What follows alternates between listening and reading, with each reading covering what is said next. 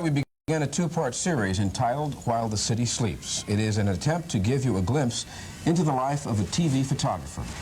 These unsung heroes are on the front line 7 days a week to bring you the stories that happen all hours of the night. Photojournalist Frank Villasana now brings us part one of his series, While the City Sleeps. My name is Abraham Sanchez. My name is Samuel de la Garza. My name is Jesus Ortiz. And this is my job.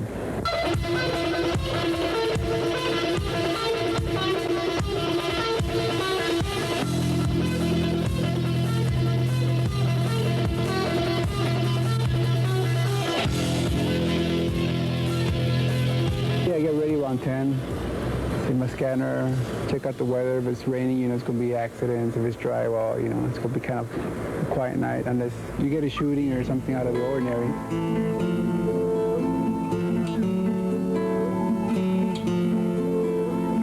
Whatever time it goes off, you're going to have to get up and go out to wherever it is. And however long it takes you to get there, you have to go until you find out that it's really nothing. Could be nothing, could be major. You never know.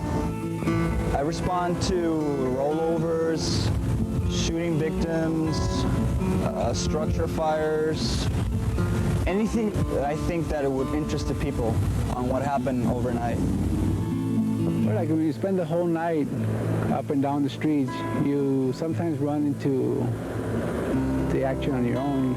You actually see the assaults, the dumpsters on fires, the house on fires, the rollovers, and in some cases we're actually the people that call in the traffic to the proper authorities.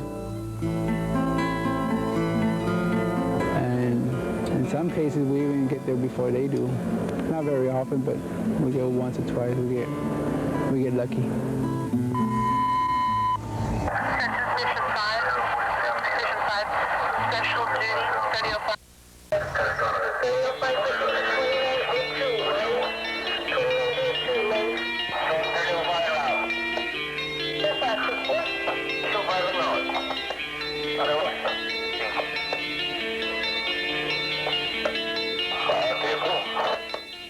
On call, spot news. Events only happen one time.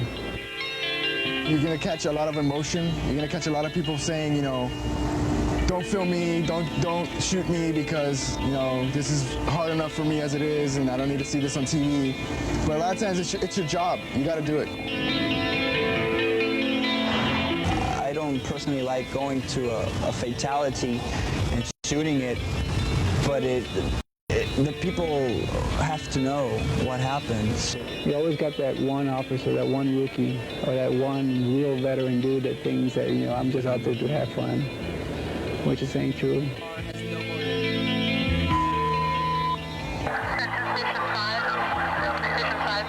special duty, 3005 and 9105. Proceed to 1819 Stewart, 1819 Stewart, right over now. I remember it was a rainy night, little droplets of water, and I could see the vapor coming out of his body. I could see his entrails, and the smell of raw meat. The driver in the car fell asleep. They had a long trip coming back to Laredo, and they wrecked into this 18-wheeler. No skid marks, no nothing, just straight impact. They were probably doing like 80. That's when I saw this lady with his baby. The baby was crushed in the chest. Because I had to go through about a block radius of smoke. And going through that smoke made me realize why firemen have to wear that mask. Because I collapsed right in the middle of the road, choking to death. Just gotta remember, get a quick reality check where you at and who you are, and you know, you're not out there to judge people. It's your job. You gotta film it, you gotta do it. Nothing personal.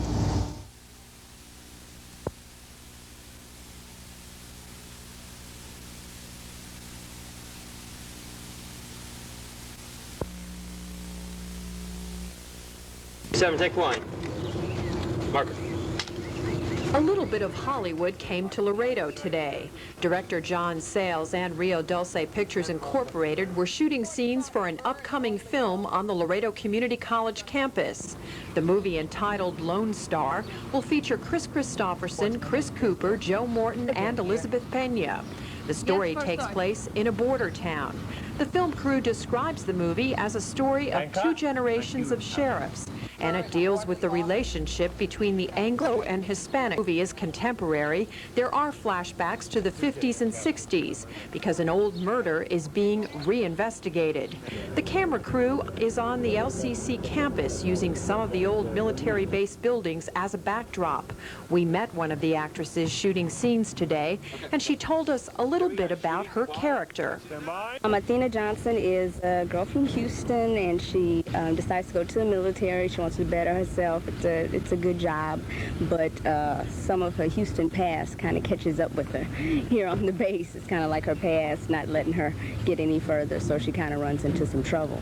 The movie crew is in Laredo just for today, and while here, several local Army reservists are getting the chance to play extras. The rest of the film is being shot in and around Eagle Pass. The movie is expected to be released sometime next year. In the meantime, New York actress Chandra Wilson says it's wonderful to be back in Texas. It's been great. It's been, because we've been in Eagle Pass as well, and here in Laredo today. And I'm a Texan. I'm from Houston, so this is like vacation for me to be able to come back home and see my family and work at the same time. That's great.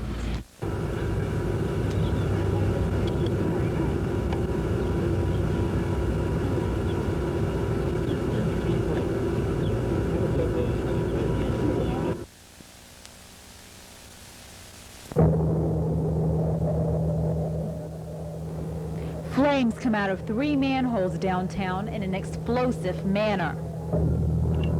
Emergency crews rush to the scene to find that a underground electrical cable caused this. After the explosion, as you walk around downtown, you can see that the lights are working, traffic's returned to normal, and even people are walking around. So it appears that everything's okay, but that's not the case with some of the people who were forced to evacuate. Most of the people evacuated live in this hotel, and when they returned, they found that the power outage cost them. You gotta go out, buy groceries, it costs us money.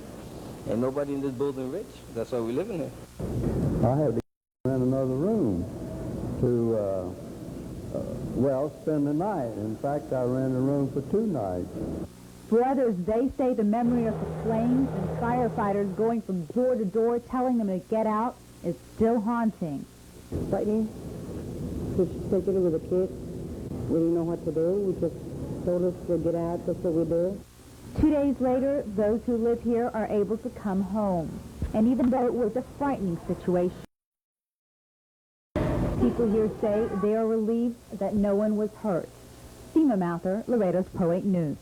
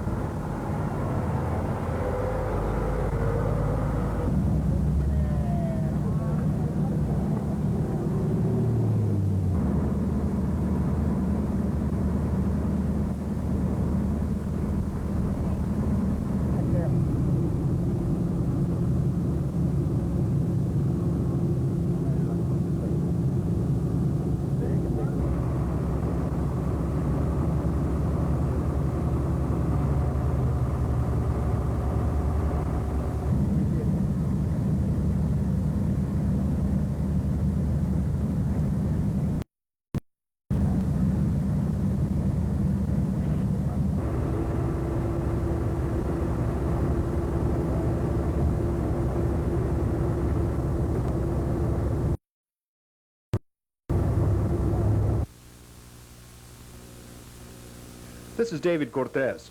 After spending the last 15 months in jail, O.J. Simpson is a free man. As the news spread, listeners calling into radio station FM 98 offered some of their opinions about today's verdict. Hello? Yeah, I'd like to make a comment on that. Go ahead. I'm disgusted by it. I think he was guilty, but we shouldn't expect it. Since the beginning, everybody thought it was guilty, and I guess, you know, it turned out to be, you know... I think he is, but I didn't expect a guilty verdict. It just goes to show, you know, that our judicial system doesn't always work. So there you go, a lot of people losing confidence, so to speak. In the Still, others pointed out they felt O.J. got a fair trial. Yes, I do. Because besides the fact that it took so long, the prosecutors gave a lot of information, and the defense had their time to submit evidence and everything, so I think they got a fair trial. But one man thinks the Simpson trial was an injustice. I don't think the trial was fair. I think that O.J. was given the benefit of being a celebrity, and that there was an inept prosecution attempt to try and pin the guilty on him, and he was guilty. I mean, if he didn't do it, who did? So I think that perhaps there's someone out there who may have been in cahoots with him, but I don't think that the trial was fair. O.J. Simpson acquitted of murder. The verdict was a stunning one, but still no explanations about why and how it ended so quickly and so decisively in O.J.'s favor. David Cortez, Laredo's Pro 8 News.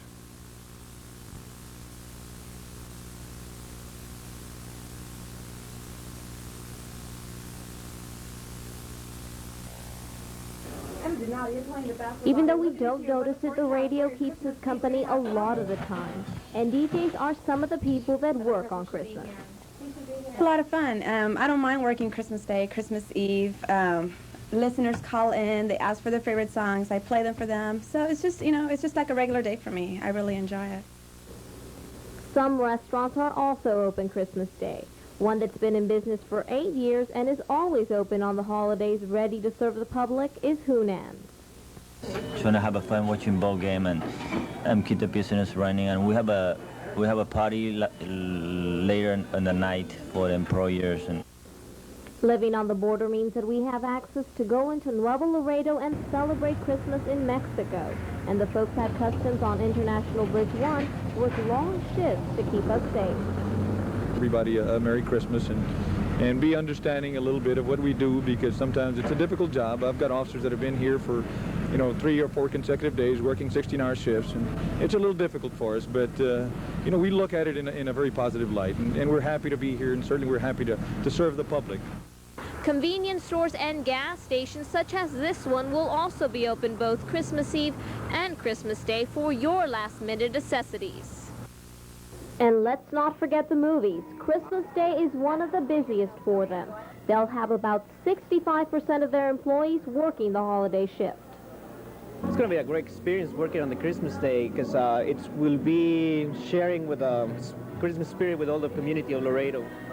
I'm just hoping everybody will come over to the movies, and it's like a tradition. You take the family-oriented movies that we have right now. And don't forget your friends here at Pro 8 News. We work all year round to let you know what's going on, but we do it with love because it's what we like. Wishing you a Merry Christmas, I'm Amanda Salinas, Laredo's Pro 8 News.